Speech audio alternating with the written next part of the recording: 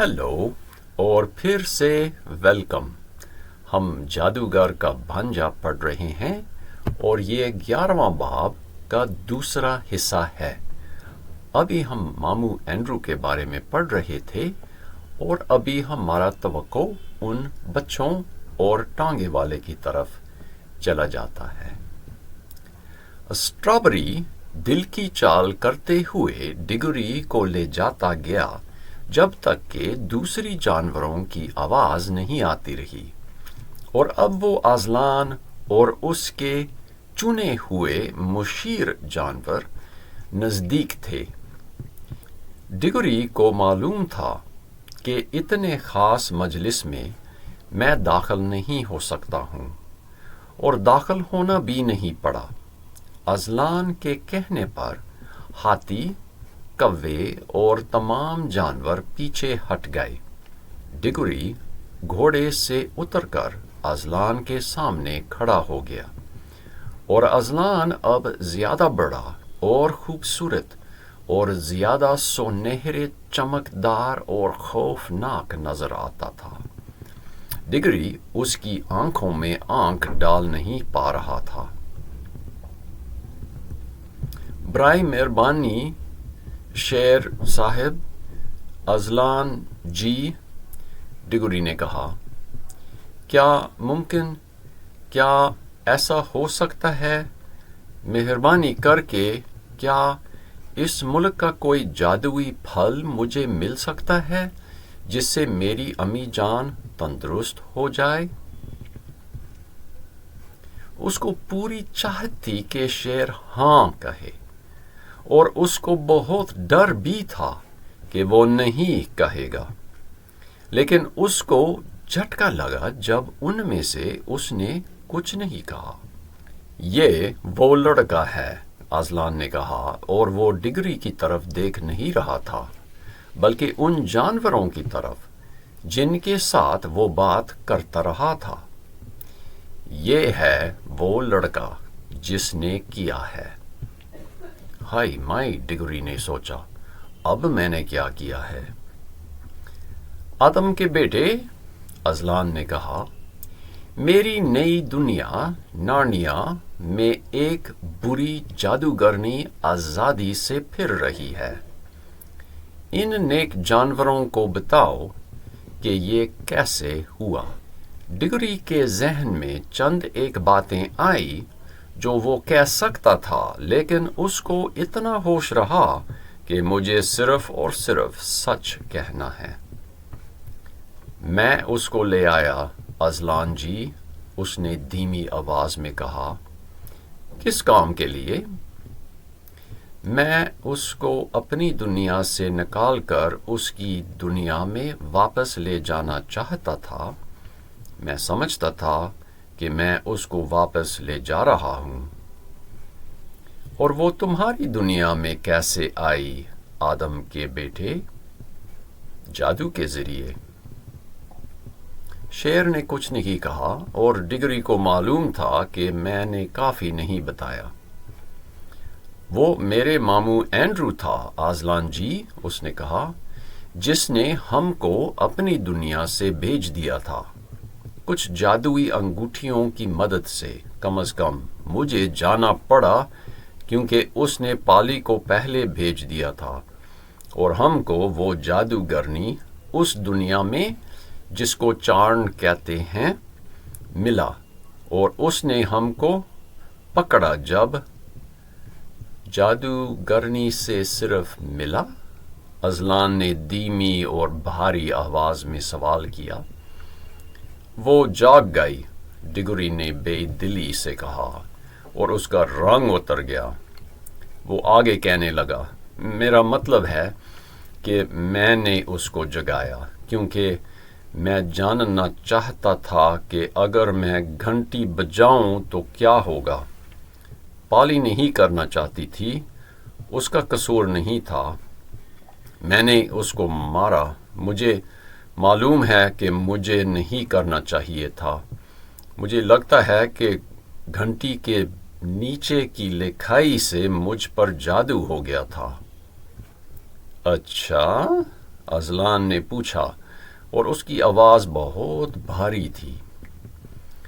نہیں، ڈگری نے کہا، اب معلوم ہوتا ہے کہ میں کسی جادو میں نہیں تھا، میں صرف تصور کر رہا تھا کہ جادو مجھے مجبور کر رہا ہے۔ ایک لمبی خاموشی پھیل گئی، اور ڈگری سوچ رہا تھا کہ میں نے سب کچھ بگاڑ دیا ہے، اب امی جان کے لیے کچھ نہیں ملنے کا۔ جب شیر پھر سے بولا، وہ ڈگری سے مخاطب نہیں تھا۔ میرے دوست، آپ دیکھ سکتے ہیں، اس نے کہا، اس سے پہلے کہ اس صاف اور پاک دنیا کے 7 گھنٹے گزر جائے، اس میں برائی کی ایک قوت داخل ہو گئی ہے، اور وہ داخل ہوئی اس آدم کے بیٹے کے کرنے سے۔ تمام جانور اسٹرابری سمیت ڈگری کی طرف دیکھنے لگے، اور وہ خود چاہتا تھا کہ زمین مجھے کھا جائے۔ لیکن دکھی مت ہونا، اذلان نے جانوروں کو کہا، اس برائی سے برائی ہی ہوگی، لیکن وہ ابھی بہت دور ہے، اور میں ایسا کروں گا کہ اس کا زیادہ زور مجھ پر ہی آ جائے۔ اتنے میں ہم ایسا انتظام کریں گے کہ اس کا اثر صدیوں تک نہ آئے، اور یہ دنیا خوش رہے۔ اور جب کہ آدم کی نسل سے یہ برائی آئی، آدم کی نسل اس کا حل ہونے میں مدد کریں گے۔ تم دوسرے 2 انسان یہاں نزدیک آ جاؤ۔ یہ آخری الفاظ پالی اور ٹانگے والے کو کہے گئے، جو وہاں پہنچ کر کھڑے تھے۔ پالی اس بڑے شیر کو گھور رہی تھی، اور ٹانگے والے کا ہاتھ کافی زور سے پکڑ رہی تھی۔ ٹانگے والے نے اپنی ٹوپی اتار دی تھی، اور اس سے پہلے کسی نے اس کو ٹوپی کے بغیر نہیں دیکھا تھا۔ اس کے بغیر وہ زیادہ جوان نظر آتا تھا اور نیک نیت۔ وہ زیادہ دیہاتی لگتا تھا اور کم لندن والا سخت شہری۔ بیٹا، اذلان نے کہا، میں بہت دیر سے تم کو جانتا ہوں، کیا مجھے جانتے ہو؟ نہیں جناب، ٹانگے والے نے کہا، کم از کم عام جاننے کے معنی کے مطابق، لیکن اگر صاف بتاؤں تو ایسا لگتا ہے کہ پہلے ملاقات ہوئی ہے۔ ٹھیک ہے، شیر نے کہا، تم مجھے جانتے ہو، حالانکہ تم کو معلوم نہیں کہ جانتے ہو، اور مجھے اور زیادہ جانو گے۔ یہ دنیا تم کو کیسی لگتی ہے؟ حیرت انگیز ہے صاحب جی، ٹانگے والے نے کہا۔ کیا یہاں رہنا پسند کرو گے، وہ بھی عمر بھر؟ بات کچھ اس طرح ہے جناب، میں شادی شدہ ہوں، ٹانگے والے نے کہا۔ اگر میری بیوی یہاں ہوتی تو مجھے یقین ہے کہ ہم لندن واپس جانا نہیں چاہیں گے۔ اصل میں ہم دونوں دیہاتی زندگی پسند کرنے والے ہیں۔ اذلان نے اپنا سر اوپر کیا، اور اس کی منہ سے ایک لمبی پیاری راگ نکلی، زیادہ تیز نہیں لیکن وقت سے بھری ہوئی۔ سنتے ہی پالی کا دل اچھل پڑا۔ اس کو یقین تھا کہ جو بھی سنے وہ اس پر عمل کرنا چاہے گا اور عمل کرنے کے قابل بھی ہوگا، خواہ وہ کتنی دنیائیں دور کیوں نہ ہو۔ لہذا جب کہ اس کو بہت خاص لگا، وہ حیران نہیں ہوئی جب ایک دم سے ایک جوان عورت ان کے سامنے پیش آئی اور اس کے بغل میں کھڑی ہو گئی۔ پالی ویسے ہی جانتی تھی کہ یہ ٹانگے والے کی بیوی ہے۔ ہماری دنیا سے جادوئی انگوٹھیوں کے بغیر ایک دم سے بلائی گئی، اتنے پیارے طریقے سے جس طرح پرندہ اپنے گھونسلے کو چلا جاتا ہے۔ لگتا تھا کہ وہ ابھی کپڑے دھو رہی تھی جب یہاں بلائی گئی، کیونکہ اس کے آستین کوہنیوں تک تھے اور ہاتھوں پر صابن لگا تھا۔ اگر وقت ہوتا تو وہ اپنے سب سے بہتر کپڑے ضرور پہن لیتی۔ اس کے خاص ٹوپی پر مصنوعی چیری تھے اور وہ بہت بری لگتی، لیکن اس طرح وہ بہت اچھی لگتی تھی۔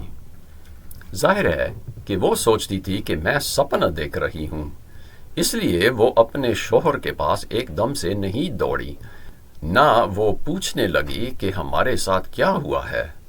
لیکن جب وہ شیر کی طرف دیکھنے لگی تب اس کو شک ہوا کہ آیا یہ خواب ہے یا حقیقت۔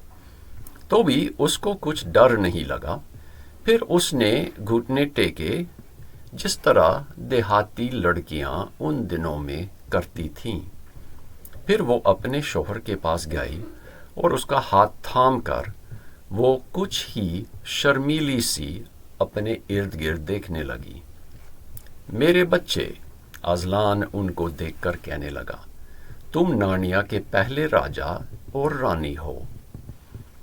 حیرانگی سے ٹانگے والے کا منہ کھلا کا کھلا رہ گیا اور اس کی بیوی شرم کے مارے کچھ دیکھو کیسے لگتے ہیں، بہت اچھے، شرم کے مارے سرخ ہو گئی۔ تم میرے نام سے ان جانوروں پر حکومت کرو گے اور ان کے دشمنوں سے ان کی حفاظت کرو گے، اور دشمن پیش آئیں گے کیونکہ اس دنیا میں ایک بری چڑیل آئی ہے۔ ٹانگے والے نے گلا صاف کیا تاکہ کچھ کہہ دے۔ معاف کیجئے صاحب جی، اس نے کہا، اور میں اور میری بیوی بہت شکر گزار ہیں، لیکن میں اس طرح کے کام کے لیے تیار نہیں ہوں، کبھی اتنا نہیں پڑھا ہوں، ہاں مشکل لگتا ہے۔ اچھا، اذلان نے کہا، کیا بیلچہ اور ہل استعمال کرنا آتا ہے تاکہ زمین میں سے کھانا اگاؤ؟ جی جی ہاں، وہ تو مجھے آتا ہی ہے بچپن سے۔ کیا نرمی اور پیار سے ان جانوروں پر حکومت کر سکتے ہو؟ یاد رہے کہ یہ غلام نہیں ہیں جس طرح تمہاری دنیا میں ہوتے تھے، بلکہ یہ بولنے والے نارنیا کے آزاد جانور ہیں۔ مجھے یہ تو نظر آتا ہے جناب، ٹانگے والے نے کہا، میں پوری کوشش ضرور کروں گا کہ انصاف سے کام کروں۔ اور کیا اپنے بچے اور پوتے پوتیاں بھی اس کام میں تربیت دیں گے؟ یقیناً پوری کوشش کروں گا جی۔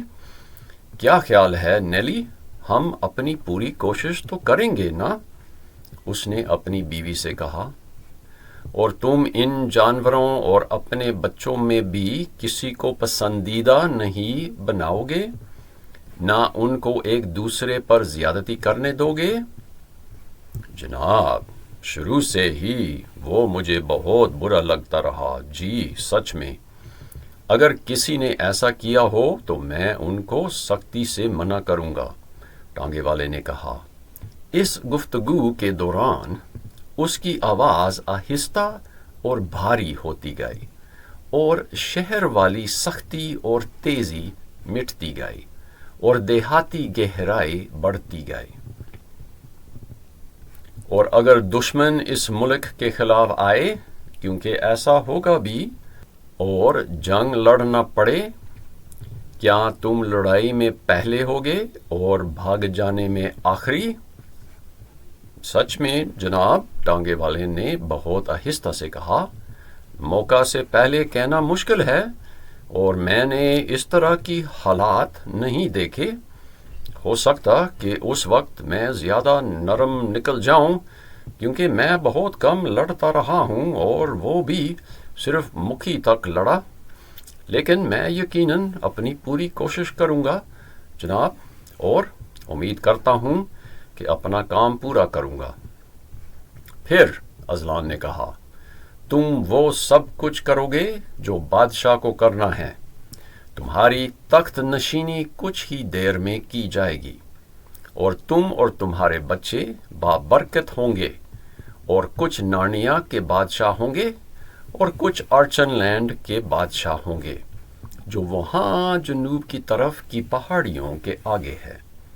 اور تم چھوٹی بیٹی، اور وہ پالی کی طرف دیکھنے لگا، خوش آمدید، کیا تم نے اس لڑکے کی زیادتی جو اس لانتی چاند کے حال میں اس نے کی تھی، کیا تم نے اس کو معاف کیا ہے؟ جی اذلان جی، ہم نے اس بات کو طے کیا ہے، پالی نے کہا۔ یہ اچھی بات ہے، اذلان نے کہا، اور اب اس لڑکے کے بارے میں، اور نیکسٹ ٹائم دیکھیں گے اس لڑکے کے بارے میں اذلان کا کیا فیصلہ ہوگا۔ امید کرتا ہوں آپ انجوائے کر رہے ہیں۔ خدا آپ کو خوش رکھے، آپ کا ہفتہ اچھا رہے، آپ کے دن بابرکت ہو۔ خدا حافظ۔